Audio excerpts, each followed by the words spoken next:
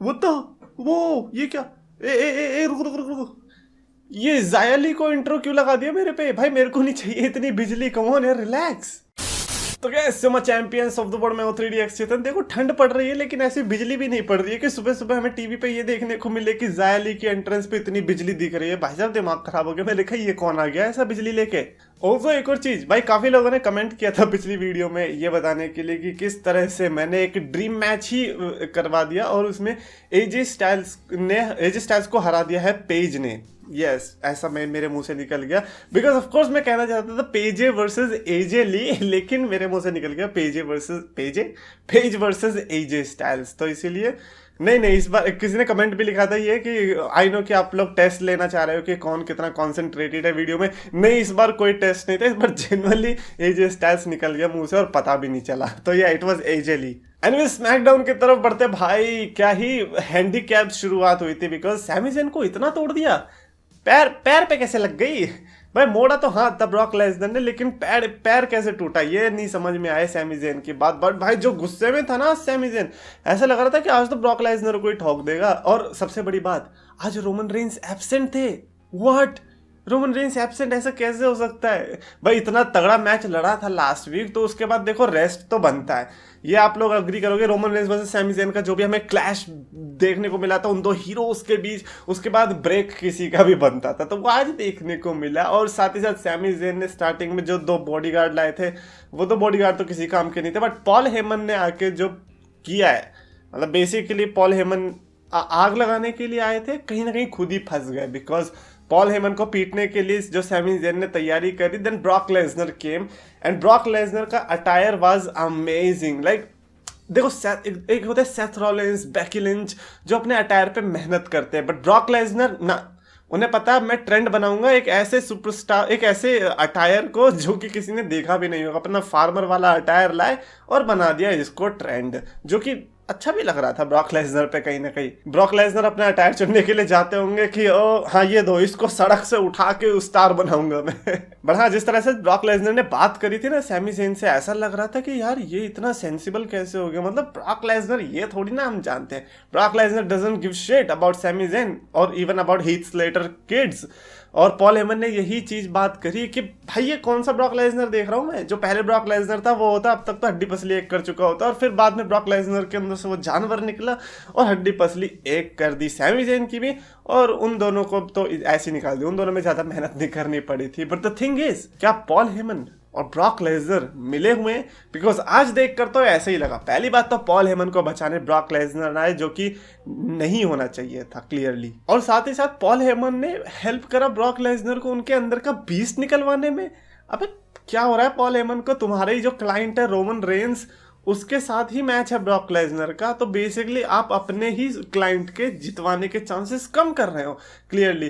तो like I know next week Roman Reigns का return होने वाला है and he is not going to be happy about this, और वो डेफिनेटली पॉल हेमन का कुछ करने वाला है। तो I am telling you, day 1 का जो ये मैच होने वाला है ना, इसमें पॉल हेमन बहुत बड़ा रोल प्ले करने वाला है। आई एम टेलिंग यू, और कुछ भी मेजर ड्रास्टिक चेंज देखने को मिलेगा वो पॉल हेमन की वजह से ही मिलेगा। बट ये at least one thing was guaranteed के शो की शुरुआत अच्छी थी। I mean Sami Zayn and Brock Lesnar, hell yes, everybody is going to enjoy that. Oh by the way, Nakamura and Rick Boogs ने हराया किसको? लॉस लथारियोस को।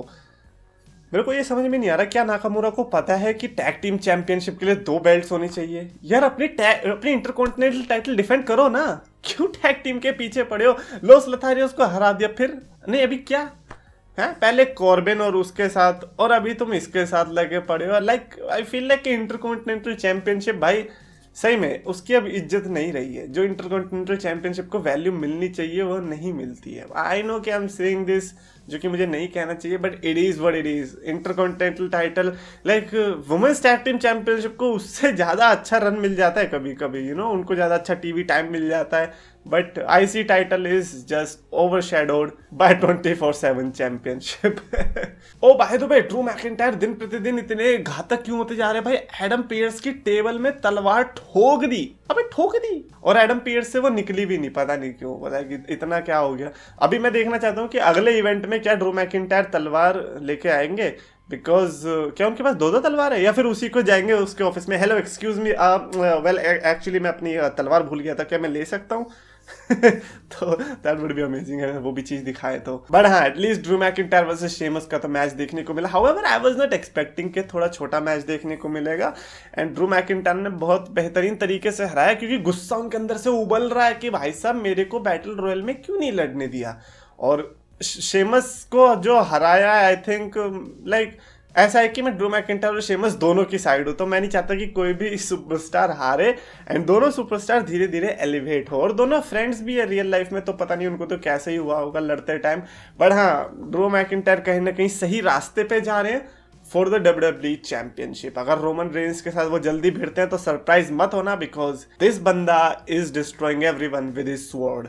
Alright, Naomi and Sonia devil का मैच आता है, एंड आप लोगों को लग रहा होगा कि हाँ ये मैच हो जाएगा। अब देखो, मैं भी धोखा खा गया था, बिकॉज सोनिया डेविल अपने रेसलिंग अटायर में आई, एंड देन मेरे को एक चीज समझाएगा, लाइक दुनिया में मीटियोर की बारिश हो जाएगी और लाइक रिचेस्ट पर्सन मैं बन जाऊंगा, इतनी सारी दुनिया की बेकार चीजें हो जाएंगी, बट नटालिया कैसे ना कैसे करके घुस जाती है एक बड़ी स्टोरी लाइन में। How she is managing to do that. Like Shayna Baszler ठीक है, समझ आता है, but Natalya, like come on, just because आपका एक्सपीरियंस ज्यादा डजंट मीन कि आपको कोई फैक्शन में रिक्रूट करना चाहेगा।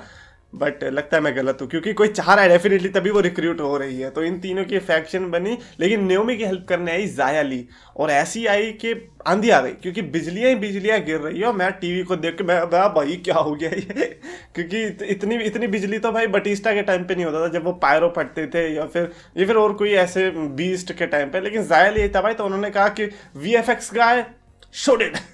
तो आज VFX वाले की भाई अच्छी खासी लगता है सैलरी आई है, तभी वो खुश था। बट हाँ, ज़ाया का आज डेब्यू हो चुका है, नेओमी को बचा लिया है, and you know what, I just didn't wanted कि इसमें और कोई फीमेल सुपरस्टार इन्वॉल्व हो नेओमी और सोनिया डेविल की स्टोरी लाइन में, बट ठीक है अगर इन्हें करना है तो।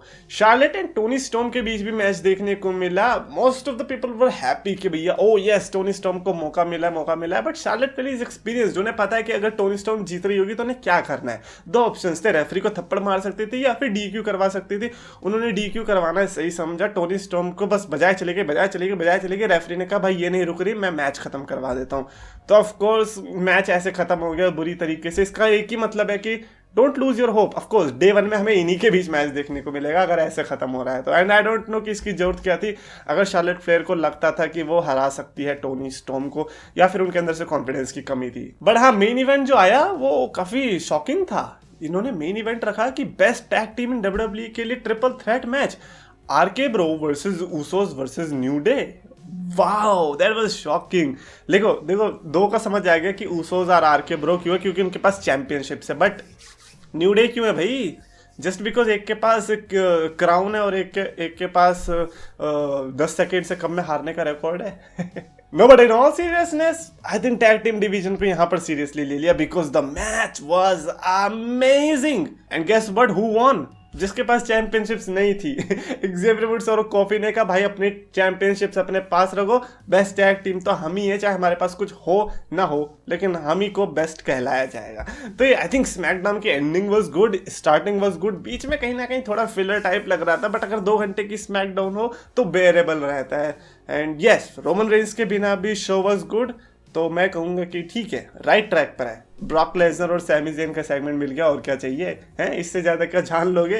भाई कभी कभी तो लगता है कि सैमी ज़ेन का कॉन्ट्रैक्ट एक्सपायर होने वाला है ना, तो उसको रिन्यू करवाने के लिए ब्रॉक लेसनर के साथ भेज देते हैं विंस मैकमैन की भैया डर के रहे थोड़ा, है ना। और ब्रॉक लेसनर को बोल दिया कि देख अब तेरी जिम्मेदारी है, इसको कॉन्ट्रैक्ट रिन्यू करवाना है, अब तू देख ले कैसे करना है। और सैमी ज़ेन भी लाइक भाई साहब हाथ तोड़ा, पैर तोड़ा, गर्दन तोड़ी, लेकिन दिल का बहुत अच्छा है, अगले ही स्मैकडाउन में आके चुपचाप बैठ के प्यार से बात करी है, लेकिन फिर तोड़ दिया वो, ऑफ कोर्स पॉल हेमन के कहने पे। बट ये ओवरऑल स्मैकडाउन की अगर बात करूं तो लाइक अगर मैं रेटिंग देना चाहूंगा तो 5 में से, ओके रैंडमली क्यों रेटिंग दे रहा हूं मैं, हर बार हर शो को तो नहीं देता ना, पेपर व्यूज को रेटिंग देते हैं उतना बहुत है, शो को रेटिंग नहीं दी जाएगी।